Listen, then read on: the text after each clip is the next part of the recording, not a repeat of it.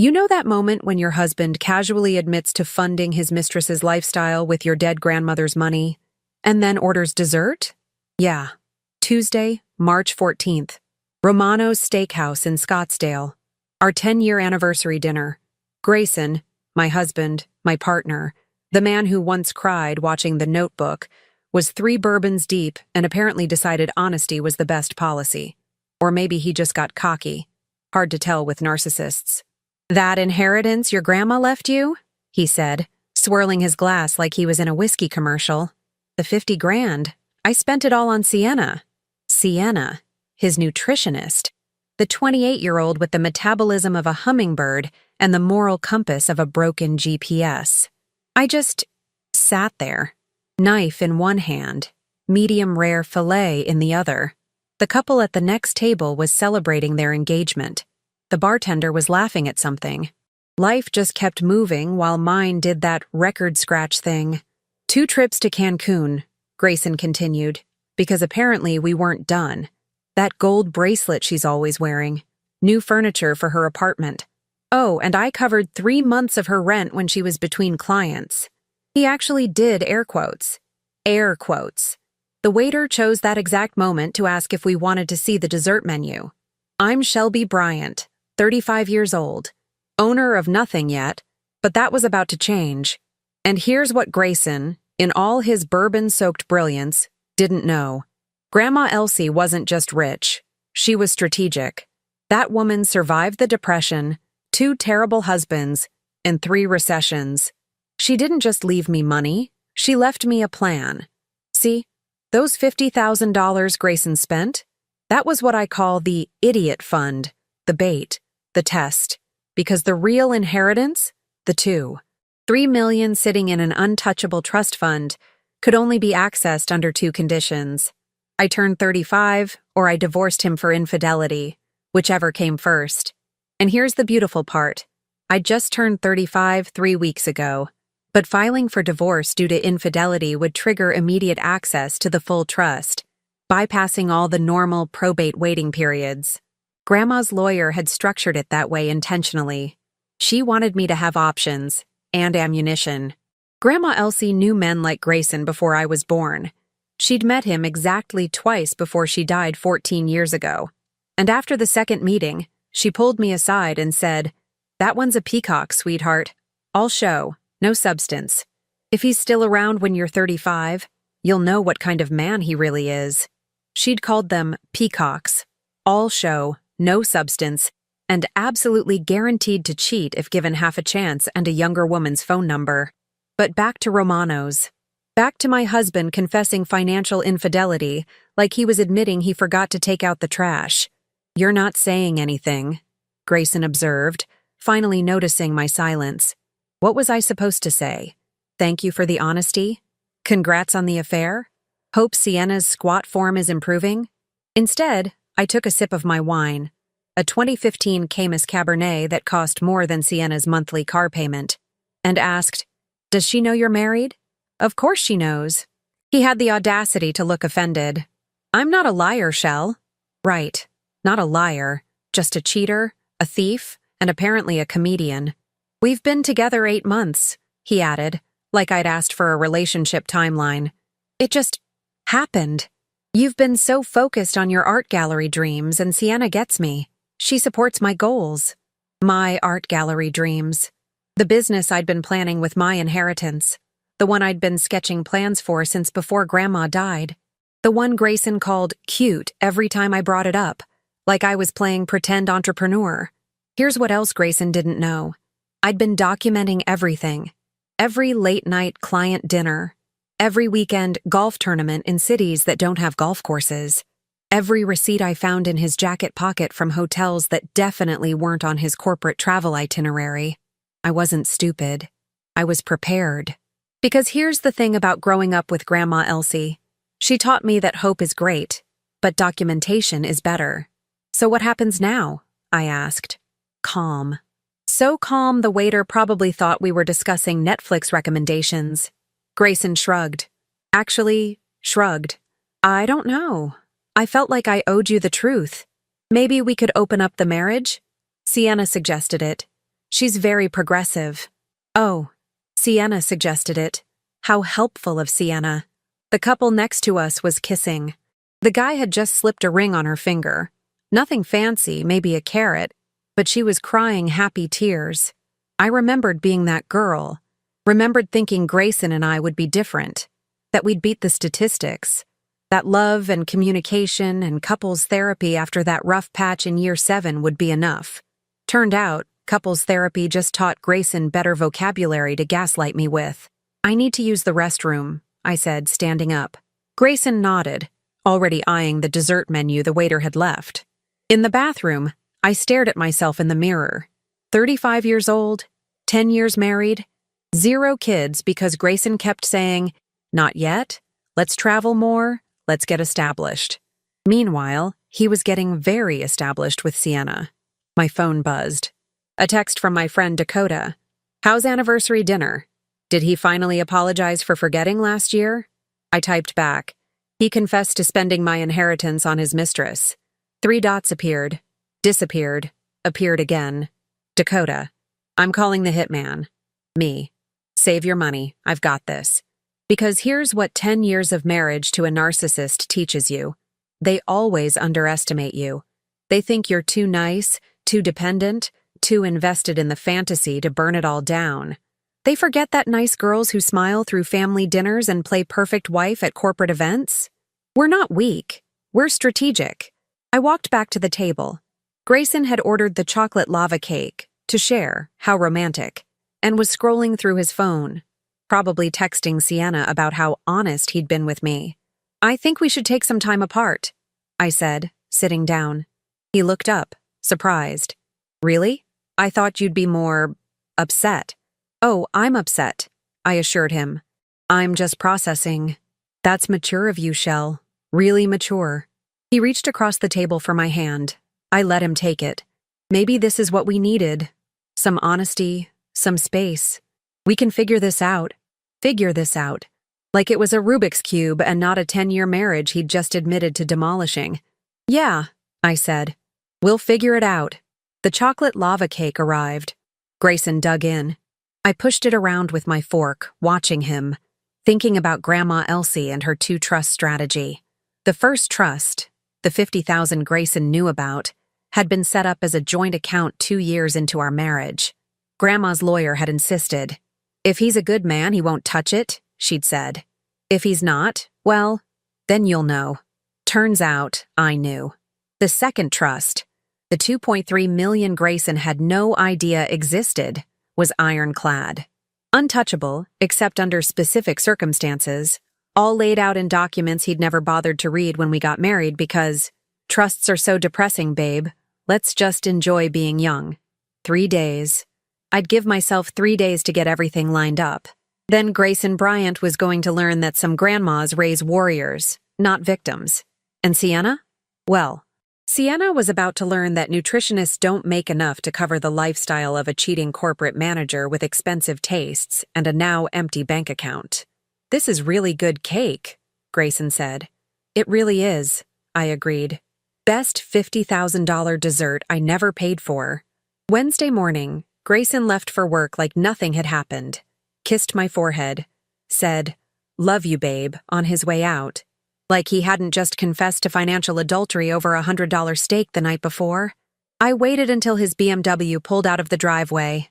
Then I got to work. First stop, Martha Caldwell, divorce attorney. Not just any divorce attorney, the divorce attorney. The one who'd handled 3 NFL divorces and that messy situation with the tech CEO and his executive assistant. Her office was in North Scottsdale, all glass and steel and intimidation. "Mrs. Bryant," she said, reviewing the notes I'd sent ahead. "Your grandmother was a smart woman. She really was. And your husband spent $50,000 on his mistress believing it was your inheritance? Every penny." Martha smiled. Not a friendly smile, a shark smile. "Here's what's beautiful about Arizona law. It's a community property state. That joint account? Legally, it was half his money anyway. Which means he spent $25,000 of his own money, plus $25,000 of your money, on his girlfriend." I blinked. "Wait, so So he thought he was spending purely your inheritance money, but legally, half of it was his to begin with. He essentially robbed himself and you. She leaned back in her leather chair. The beautiful irony is that he believed he was stealing from you exclusively, which proves intent and makes the infidelity case even stronger. But the real trust fund is yours exclusively, established before marriage, with clear documentation that it's separate property. He has zero claim to it. And better yet, she pulled out another document. Your grandmother included an infidelity clause. If you can prove adultery, you keep the house too. The house. The 4-bedroom suburban palace in Desert Ridge that I'd bought 8 years ago, 2 years into our marriage, with money from Grandma's first trust distribution. The house where Grayson had built his man cave and his golf simulator and his precious home bar setup, all on my property. How much proof do I need? I asked. What do you have? I opened my phone. Showed her the folder I'd been building for 8 months. Text messages I'd recovered from the iCloud he didn't know I had access to. Credit card statements showing charges at Victoria's Secret. I wear Calvin Klein, thanks. Hotel receipts. Restaurant reservations for 2 at places we'd never been together. And my personal favorite, a video from Dakota's friend Riley, who'd been at the same Cancun resort in January. Grayson and Sienna. Poolside. Very much not discussing macronutrients. Martha's shark smile got wider. Mrs. Bryant, this is what we call a slam dunk. How fast can we move? I can file by Friday. He'll be served by Monday. 3 days. Exactly the timeline I'd given myself. Do it, I said. That afternoon, I did something I'd been putting off for 8 months. I visited Grandma Elsie's grave. She was buried in Green Acres Cemetery, under an oak tree she'd picked out herself before she died. Hey, Grandma, I said, sitting on the grass. So, you were right. About everything. About Grayson. About the test. About waiting. A breeze moved through the oak leaves. Probably just wind. Probably. The thing is, I continued, I feel stupid. Like, how did I not see it? 8 months he was with her. 8 months of working late and client dinners and golf weekends. How did I become that wife? The clueless one everyone pities? I thought about all the corporate events I'd attended. All the times I'd smiled next to Grayson while he networked. All the wives who'd given me those looks. The ones I'd thought were judgmental, but now realized were sympathetic. They'd known, or suspected. But here's what I'm realizing, I said. I wasn't clueless. I was strategic, like you taught me. I documented everything. I kept the receipts, literally, and now I'm going to use them. Thursday, Grayson came home with flowers. Grocery store flowers, not even from the nice florist. Carnations. I'm allergic to carnations. We've been married 10 years. Peace offering, he said, for dropping that bomb on you at dinner. I know it was a lot. A lot. Spending my inheritance on your mistress was a lot. Like forgetting our anniversary was a lot. Like that time he accidentally gave my concert tickets to his coworker was a lot. They're lovely, I said, immediately putting them in the trash. I'm actually allergic, remember? Oh, right. He didn't even look embarrassed. Well, the thought counts, right? The thought. What thought? The thought that carnations exist and women like flowers? Absolutely, I said. Very thoughtful. He opened the fridge, looking for the leftover pot roast. The pot roast I'd fed to our neighbor's dog because I was done playing housewife to a man who couldn't even remember my allergies. Where's the roast? He asked. Went bad, I lied. Food poisoning risk. We just made it Sunday. Exactly. 4 days is too long for pork. It was beef. Oops. Right. Beef. Still risky. Grayson ordered Thai food. We ate in silence. Well, he ate. I pushed pad thai around my plate and mentally calculated how much of the furniture in this house was legally mine. Answer: almost all of it, including the couch he was sitting on. Friday morning, I watched Martha file the divorce papers electronically. It's done, she said over the phone. He'll be served at his office Monday afternoon. His office? I asked. You didn't want home service, did you? Actually, no. Office service was perfect. Maximum humiliation. All his coworkers would see. All the people he'd lied to about his perfect marriage would know. That weekend, Grayson announced he was going to a sales conference in Vegas. A sales conference that, according to his company's website, didn't exist. "Have fun," I said. "You're not upset I'm missing our Saturday?" He actually sounded surprised. Our Saturday, the day we usually meal prep together. The routine he'd started skipping 8 months ago because suddenly he was too busy or too tired, or Sienna says meal prep is actually bad for metabolic flexibility. Sienna says. I'd been hearing that phrase a lot lately. Sienna says intermittent fasting is better. Sienna says couples need independence. Sienna says emotional availability is overrated. "I'll survive," I told him. He left Friday night. I spent the weekend boxing up his stuff. Not obviously, just organizing.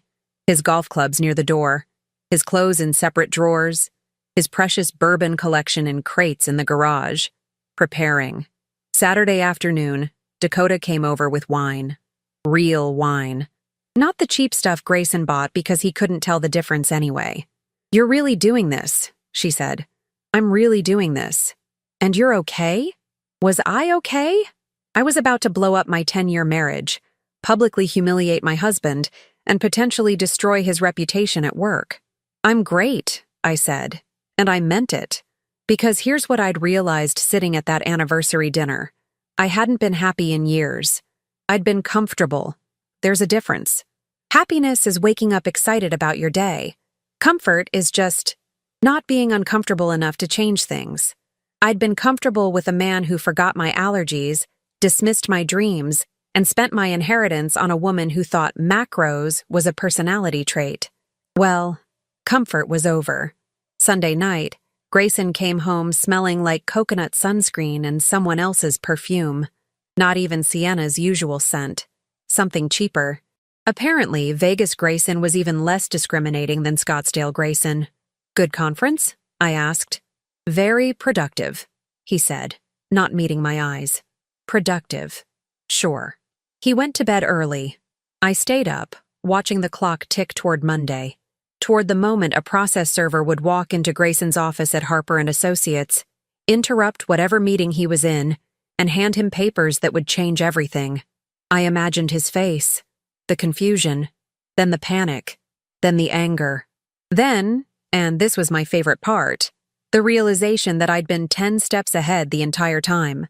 Grandma Elsie used to say, "The best revenge isn't getting mad, it's getting even, with interest." Well, Grandma, I was about to collect, with 10 years of interest compounded daily. Monday, March 20th, 2:15 p.m. I was at Target buying storage containers, because apparently I handle emotional trauma through organization, when my phone rang. Martha Caldwell. Right on schedule. "He's been served," she said. No preamble, just facts. I loved this woman. And according to my process server, he turned an impressive shade of purple. Started yelling about how this was a mistake, how he needed to call you, how we couldn't do this. Security had to escort him to a conference room. I stood in the storage aisle, holding a pack of drawer dividers, imagining the scene. Grayson, in his pressed suit and expensive tie, getting handed divorce papers in front of his entire sales team. The same people he'd told about his supportive wife, and his solid marriage, and his work-life balance. "Did anyone film it?" I asked. "Because I'm petty, and I've made peace with that." Martha laughed. "Unfortunately, no. But apparently the receptionist said, and I quote, 'It was better than The Bachelor.'" My phone started buzzing. Grayson. Then again. Then again. "He's calling me," I said. "Don't answer. Let him sit with it. We want him panicked when he calls his lawyer." So I didn't answer. I finished my Target run, got the storage containers, some new sheets because I was burning the old ones, and a fancy candle that cost $40 because I could. Then I went to Starbucks, ordered the most complicated drink I could think of, and sat outside watching Scottsdale go about its day. Grayson called 17 times. 17. I counted. By call 18, I figured Martha had made her point. I answered. "What the hell, Shelby?" Not, "I'm sorry." Not, "I can explain." Not, "I messed up." Just immediate anger, typical. Hi, honey, I said, extra sweet. How was work? Are you serious right now? I just got served with divorce papers at my office, in front of everyone. Oh, those came through? Martha said Monday, but I wasn't sure about the timing. Silence. Then, Martha? Martha Caldwell? You hired Martha Caldwell? She came highly recommended. She's the most expensive divorce attorney in Arizona. I know, isn't it great? I took a sip of my unnecessarily complicated caramel macchiato with extra foam and oat milk. She's very thorough. Shelby, this is insane. We can work this out. I made a mistake, okay? I told you the truth and now I'm what? Respecting myself? Setting boundaries? Following through on consequences? More silence.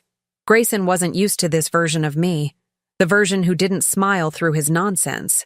The version who actually had a spine. Where are you? He demanded. Out. Out where? Does it matter? I'm coming home. We need to talk about this. Actually, I said, watching a bird steal someone's sandwich crust, you should probably stay with Sienna tonight, since you've been practically living there anyway. How did I know? Grayson, I've known for 8 months. The Cancun trips you thought I didn't notice. The charges at hotels here in Scottsdale, which, by the way, is just lazy. If you're going to cheat, at least be creative.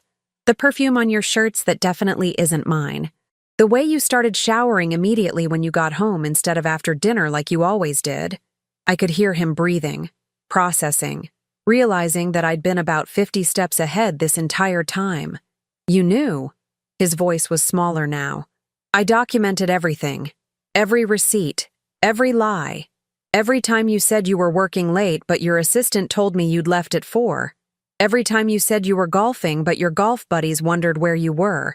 I've got text messages, videos, credit card statements, and my personal favorite, a statement from Riley, Dakota's friend, who saw you and Sienna at the Excellence Playa Mujeres resort in January, making out in the infinity pool. Very classy, by the way. Silence. The house is mine, I continued. Separate property, bought during our marriage but with my premarital trust money. The $50,000 you spent? Half was technically yours anyway as community property, which makes this even more pathetic. You spent your own money plus mine. But here's my favorite part. The part you're going to love. What part? He sounded sick. Grandma Elsie didn't just leave me $50,000. More silence. Longer this time. What are you talking about? She left me $2.3 million in a separate trust. Untouchable. Established before we got married. You know that boring paperwork you didn't want to read when we went to the lawyer before the wedding? The stuff you said was too depressing and you trusted me to handle? I heard something crash on his end. Phone dropping maybe. Or his entire worldview shattering. The $50,000 was a test, Grayson. Grandma called it the idiot fund. She wanted to see what kind of man you really were. And guess what? You failed. Spectacularly. You've had millions this whole time? This whole time. While you were telling me my art gallery dream was cute. While you were saying we couldn't afford a vacation. While you were claiming we needed to save money for kids. Kids you never actually wanted, by the way. I had $2.3 million. Why didn't you tell me? And there it was. The question that proved he'd learned absolutely nothing. Because it's mine, not ours. Mine. Grandma left it specifically to me with conditions. Conditions that, congratulations, you just helped me meet. What conditions? I could access it at 35, which I just turned 3 weeks ago, or immediately upon filing for divorce due to infidelity, whichever came first. Filing for divorce triggers immediate access, bypassing all the waiting periods. So really, you did me a favor. Gave me instant access instead of making me wait for probate. I could practically hear his brain short-circuiting, trying to calculate, trying to figure out if he could claim any of it, trying to salvage something. Arizona is a community property state, he said. Whatever you earned during marriage is half mine. True. But the trust was established before marriage. It's separate property, Martha already confirmed. Your lawyer, and you should probably call one, by the way, will tell you the same thing. He was sputtering now. You can't just, actually, I can. I am. I did. Sienna said you'd probably be fine with opening the marriage, he tried. She said modern couples. Oh, Sienna said. Well, why didn't you lead with that? If Sienna said it, it must be relationship gospel. Tell me, does Sienna know you're about to be unemployed? What? Harper and Associates has a morality clause. Probably something you should have read in your employment contract. Affairs with subordinates, or people you meet through company events, are grounds for termination. And Sienna was at the company holiday party last December, remember? The one where you introduced her as your wellness consultant. I'd done my homework. Harper and Associates didn't mess around with their reputation. And their HR director, Noelle, was someone I'd met at a charity auction. Someone who'd told me, in confidence, about another executive who'd been fired for exactly this kind of situation. You're going to try to get me fired? Grayson's voice was shaking now. With rage or fear, hard to tell. Me? No. I'm just saying that when messy divorces happen, sometimes information circulates. People talk. Process servers talk. Receptionists talk. And corporate culture being what it is. I let that hang there. This is blackmail. No, sweetie. Blackmail would be me demanding something. I'm not demanding anything. I'm just sharing information. Educational purposes only. Tuesday morning, I got a call from an unknown number. Turned out to be Sienna. You're ruining his life, she said. No hello, just accusation. Hi, Sienna. Great to finally talk to you. How are the macros? This isn't funny. It's a little funny. He loves me. We're building a life together. On my money, apparently.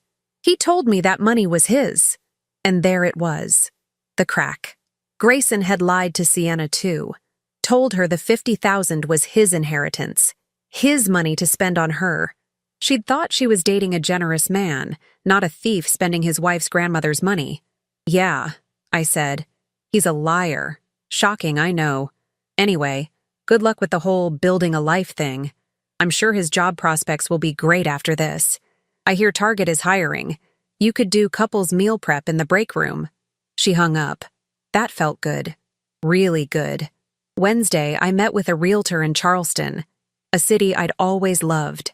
A city Grayson had always said was too humid and too old-fashioned and too far from good golf courses.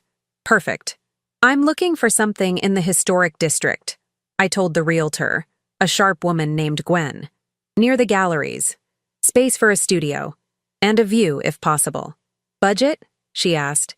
Cash buyer. Up to $800,000. Her eyes lit up. Mrs. Bryant, I have the perfect property. The property Gwen showed me in Charleston was perfect. A renovated townhouse on Church Street, 3 blocks from the art district, with exposed brick walls and original hardwood floors that had survived Sherman's March and 3 hurricanes. The previous owner had been an architect who'd converted the ground floor into gallery space. It's been on the market for 2 weeks, Gwen said. The seller is motivated. Lost his job, needs to relocate fast. Funny how life works. I made an offer that afternoon. Cash. $20,000 over asking. The seller accepted within an hour. Back in Scottsdale, things were falling apart beautifully. Thursday morning, I got a text from Dakota.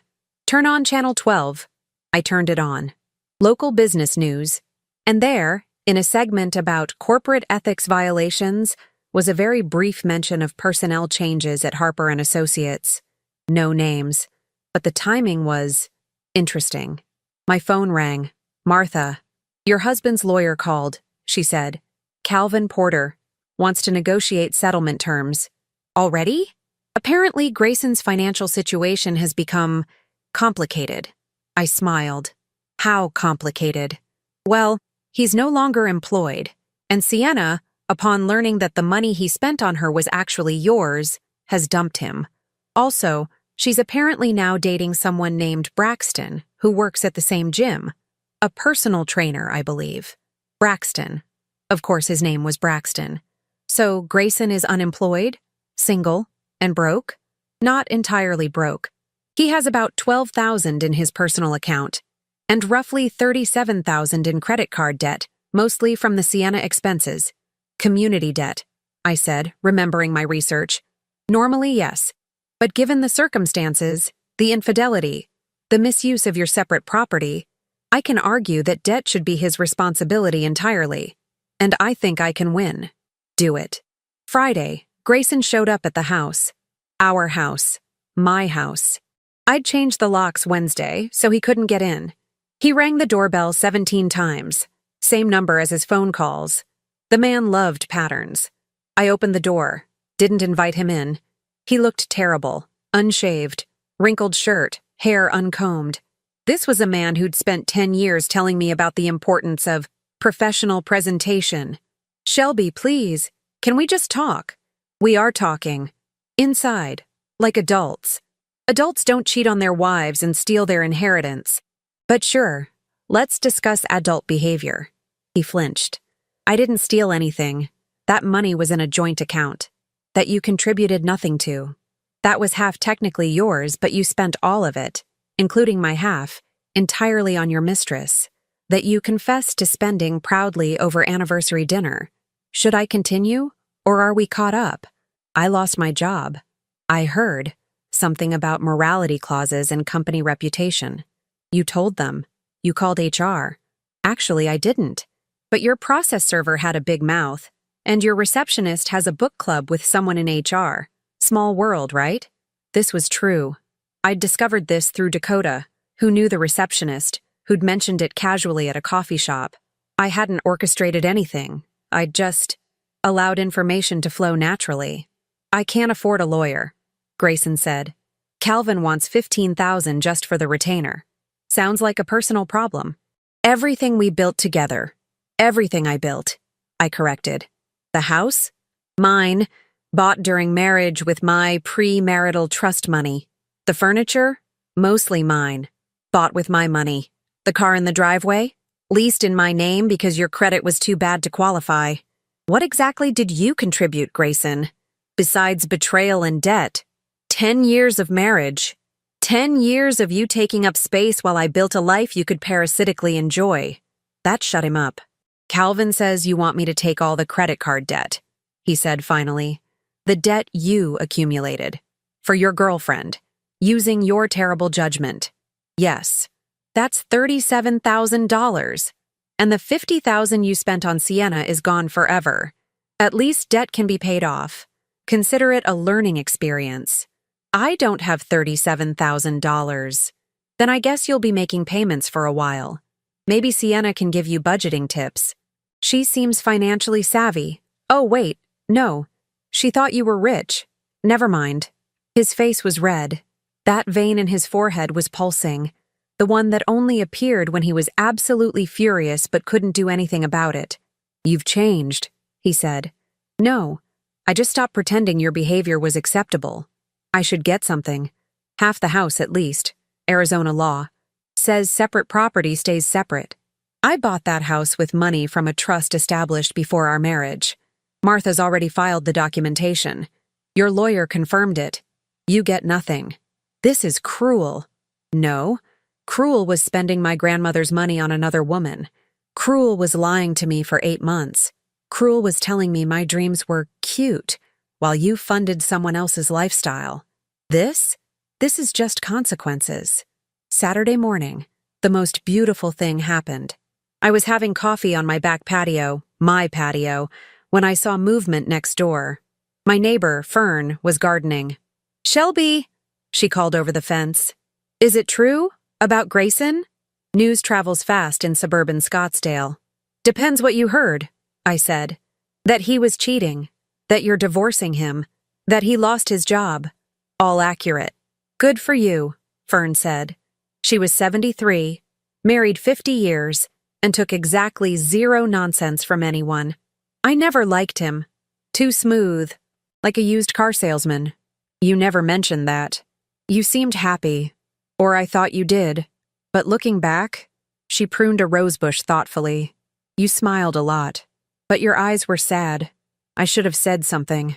I wasn't ready to hear it, I admitted. But I am now. What's next for you? Charleston. I'm buying a gallery space. Opening my own place. Art gallery? The dream you always talked about?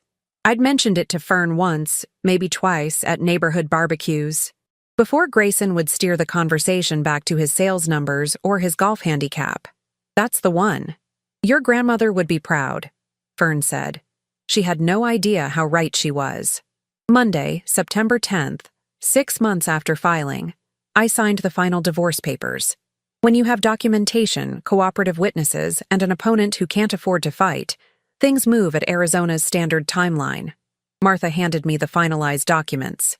He signed everything. The debt, the house, the terms. "You're officially free." How did he seem? Defeated, angry. Mostly at himself, I think. Calvin told me Grayson kept saying he didn't think you'd actually do it. There it was. The fundamental miscalculation. Grayson had assumed I was too nice, too invested, too afraid of being alone to actually follow through. He'd mistaken patience for weakness. "Where is he living?" I asked. "Some extended-stay hotel near Tempe. Working as a sales associate at a furniture store while he looks for corporate positions. But with the termination on his record..." She didn't finish. Didn't need to. "And Sienna?" "Engaged to Braxton. They're opening a fitness studio together. She posted about it on Instagram." I pulled up her profile. Sure enough, Sienna and Braxton, matching workout gear, posing with keys to their new studio space. Caption: "New beginnings with my soulmate." Same caption she'd used 8 months ago with a photo of her and Grayson in Cancun. I showed Dakota, who'd come to the lawyer's office for moral support. "Soulmates are apparently interchangeable when they have startup capital," Dakota observed. "True love," I agreed. That afternoon, I packed the last box in my Scottsdale house. The new owner, a lovely couple with twin girls, was moving in Friday. They'd offered asking price plus $10,000 for the furniture. I'd taken it. Everything else I wanted went into a moving truck headed for Charleston. Everything I didn't want went into a donation pile, including every single item Grayson had left behind. His golf clubs, his expensive watch collection, his ridiculous bourbon bottles, his live laugh love gym shirts that Sienna had probably given him. All of it. Gone. Marie Kondo would be proud. Wednesday, I drove to Green Acres Cemetery one last time before leaving Arizona. "Well, Grandma," I said, sitting by her headstone. "He failed the test. Spectacularly. Just like you said he would." The oak tree rustled above me.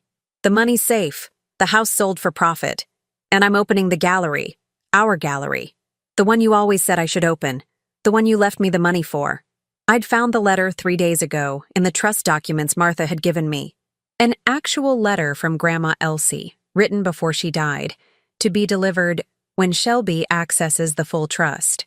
In it, she'd written, "If you're reading this, either you're 35 or that husband of yours proved me right.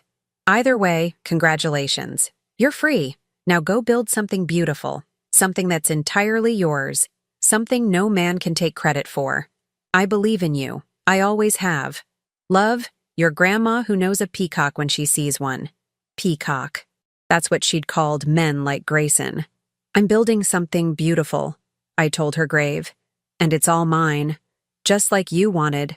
The wind picked up, scattering oak leaves across the grass. I chose to believe that was her approval. Thursday, I stood in my new Charleston townhouse, watching the sunset paint the historic district in gold and pink. My furniture wouldn't arrive until Saturday, so I was sleeping on an air mattress like a college student. It was perfect. My phone buzzed. A text from an unknown number. "I'm sorry. For everything. I hope you're happy. G." Too little, too late, and honestly, too predictable. I deleted it. Then I blocked the number. Then I opened a bottle of wine, a 2017 Chateauneuf du Pape that cost more than Grayson's weekly salary, and toasted to Grandma Elsie, to Martha Caldwell, to Karma, and to myself. To the woman who'd been there all along, just waiting for permission to stop being nice and start being free. 6 months later, October 15th, I stood in my gallery on Church Street watching the Charleston elite sip champagne and pretend to understand abstract expressionism. The Bryant Gallery. My name, my space, my dream that Grayson had spent 12 years calling cute. Turns out, cute sells. We'd moved $80,000 in art in our first 3 months. Not bad for a hobby. Dakota flew in for the opening. She stood next to me, glass of wine in hand, surveying the crowd. "You did it," she said. "We did it," I corrected. She'd helped me every step, the move, the setup, the marketing plan. You and Grandma Elsie. Speaking of, Dakota handed me her phone. "You need to see this." It was Sienna's Instagram, a post from 3 days ago. She was no longer engaged to Braxton. Apparently, opening a fitness studio requires actual business skills, not just matching workout sets and hashtags. They'd closed after 4 months. Lost everything. The caption: "Sometimes the universe has different plans. Trust the journey." The universe, I said. Not bad financial decisions and zero business plan. The universe. "She's single again," Dakota added. "Posted a thirst trap yesterday with the caption, 'Ready for my next adventure.'" Adventure? Is that what we're calling questionable judgment now? You know what's wild? Dakota scrolled through Sienna's feed. She never once mentioned Grayson, like he just disappeared from her narrative. 8 months of her life, gone. Not even a breakup post. That's the thing about people like Sienna. They don't reflect. They just move to the next thing, the next person, the next soulmate with a credit card and low self-esteem. "What about Grayson?" I asked, though I wasn't sure I wanted to know. Last I heard from Fern, who heard from the new neighbors, he's still in Tempe, still at the furniture store. Applied to Harper and Associates 3 times. They haven't responded. Good. Some bridges should stay burned. A woman approached me. Late 50s, elegant, dripping in pearls and old money. "Ms. Bryant? I'm Lorraine Thatcher. I absolutely must have the piece in the corner, the blue one. It speaks to me." The blue one cost $12,000. "Excellent taste," I said. "Let me get you some information." After she left, sale confirmed, delivery scheduled, Dakota raised her glass. "To Grandma Elsie, the real MVP." "To Grandma Elsie," I echoed. That night, alone in my townhouse, I reread her letter. The one from the trust documents. I'd read it probably 50 times, but it never got old. Build something beautiful. Something that's entirely yours. I'd done that.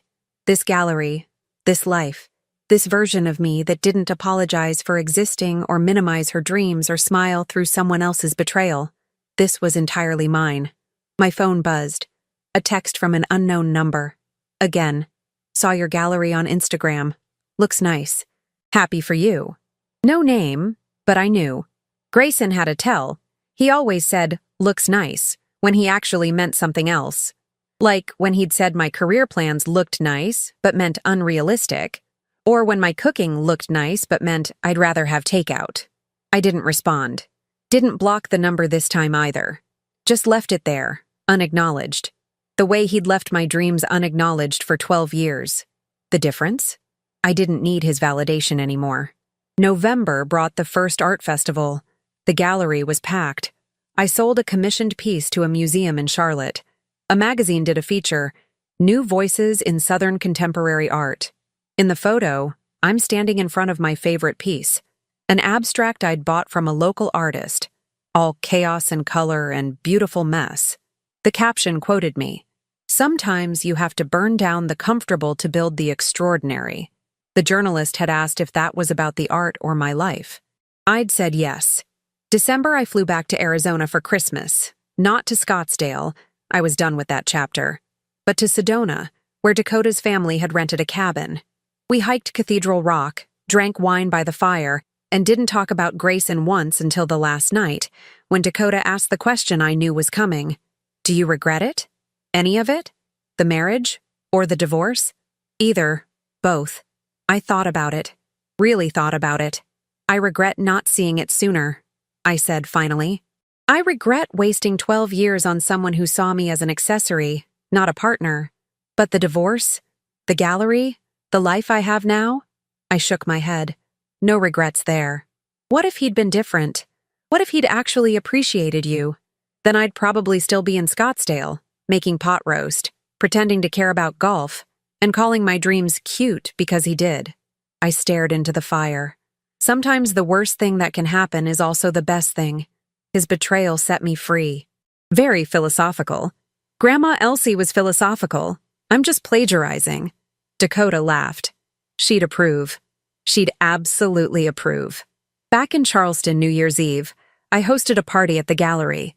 Artists, collectors, friends I'd made in 6 months who knew nothing about Grayson or Sienna or the person I used to be. At midnight, everyone toasted to new beginnings. I toasted to Grandma Elsie, to the woman who loved me enough to prepare me for the worst while hoping for the best, to the woman who knew that sometimes the greatest gift you can give someone isn't money, it's strategy. January brought a letter. Actual mail, forwarded from my old Scottsdale address, from Grayson. I almost threw it away. Almost. But curiosity won. Shelby, I've had a lot of time to think. You were right about everything.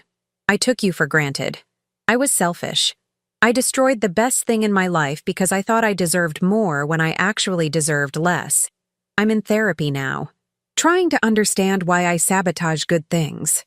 Anyway, I'm not asking for forgiveness or another chance. I just wanted you to know that I finally see it. You were always the strong one. I was just too insecure to admit it. I hope your gallery is everything you dreamed. You deserve it. Grayson. I read it twice. Then I put it in a drawer and went back to work. Because here's what I'd learned. Closure doesn't come from apologies. It comes from building a life so fulfilling that the past becomes irrelevant. February 14th. Valentine's Day. A man asked me to dinner. A gallery owner from Savannah, charming, age-appropriate, no mentions of nutritionists or macros. I said yes, not because I needed someone, but because I wanted to see what dating felt like when you actually liked yourself. That night, getting ready, I caught my reflection in the mirror. 36 years old, gallery owner, free, happy. Grandma Elsie had been right about everything. The idiot fund worked exactly as designed. And the real inheritance? It wasn't the money. It was the lesson.